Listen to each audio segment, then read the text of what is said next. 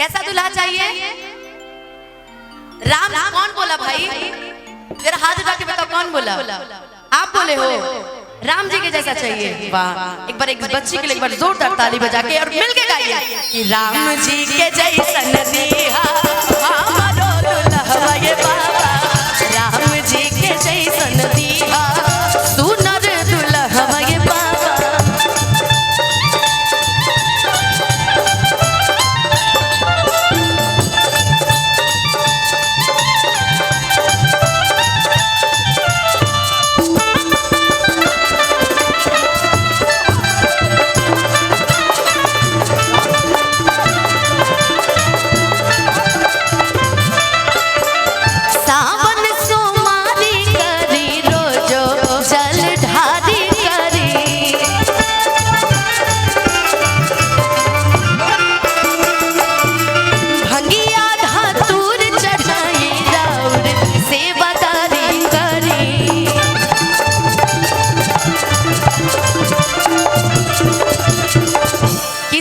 सुमारी करी रोजो जलधारी करी अब भंगिया धतूर चढ़ाई राउर सेवादारी। ये भोलेनाथ सब तो कर रहे हैं, लेकिन एक चीज और ध्यान रखिएगा, वर्दी हाय ऐसा न होके, वर्दी हाय ऐसा न होके, जी लगी बहवा ये बाबा, राम जी के जैसन दिया सुनर दुल्हवा ये बाबा, राम जी के जैसन दिया सुनर दुल्हवा ये बाबा।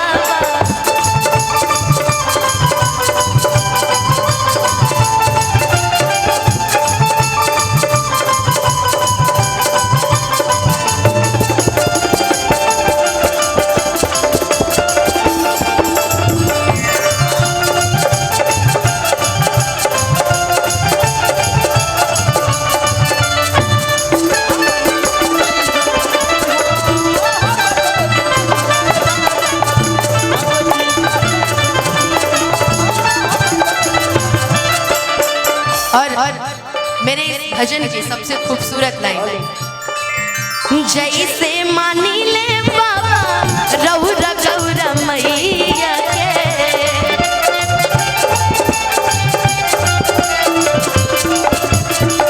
ओ सही दुलार प्यार हम बाई सैया से।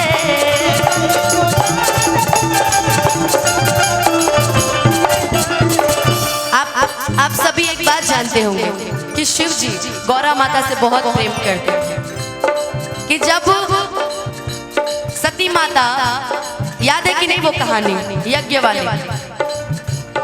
वाली याद है ना? शिव जी कितने क्रोधित हो गए थे, तो सबसे ज्यादा प्रेम हमारी माता से वो करते हैं, इतना प्रेम करते थे कि मत पूछिए। इसीलिए कह रहे हैं कि जैसे मानी ले बाबा रौरा गौरा मैया, ओ सही दुलार प्यार हम हूँ पाई सैया से, मतलब जितनी हम लोग हैं क्या जी। और इस गाने, इस भजन को लिखा है आदरणीय मेरे बड़े भैया पंकज भैया ने, उन्होंने लिखा है पंकज निया न जानी, पंकज निया न जानी, खोजी हवा बुरा हवा ये बाबा, राम जी के जैसन दिया हमारो दुल्हवा ये बाबा, राम जी के जैसन दिया सुनर दुल्हवा ये बाबा। सासु चाही मांगे जैसन, देवरा छोट भागे जैसन, सासु चाही मांगे जैसन, देवरा छोट भागे जैसन, हो जब बियाहवा ये बाबा। एक बार प्रेम से बोल दीजिए सच्चे दरबार की। और ऐसे मजा नहीं आएगा, हम गाते रहेंगे, आप लोग ऐसे बैठे रहेंगे तो भजन गाने में मजा नहीं आएगा, फिर लगेगा कि अनुपमा आई और चली गई, ऐसा नहीं अच्छा लगेगा। एक बार दोनों हाथ उठा के एक बार बस एक बार मेरे साथ मिल के एक बार झूम कर गा दीजिए कि राम जी के जैसन दिया हमारो दुल्हवा ये बाबा, राम जी के जैसन दिया हमारो दुल्हवा ये बाबा,